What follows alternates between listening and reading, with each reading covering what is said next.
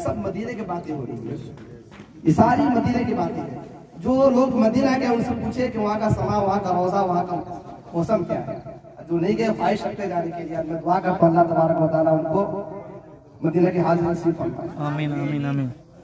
अगर जो जाना चाहते हैं तो मतलब कह दे सुभान अल्लाह। उनकी जाले, उनकी जाले, उनकी जाले, वो समा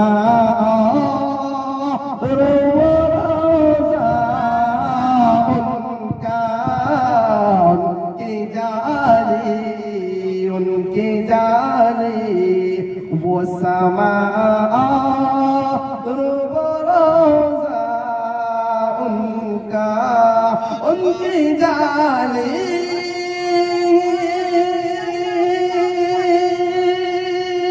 उनकी जाले, वो समा रोजा उनका, कितना पुरनूर है वल्लाह वो है गोदा उनका।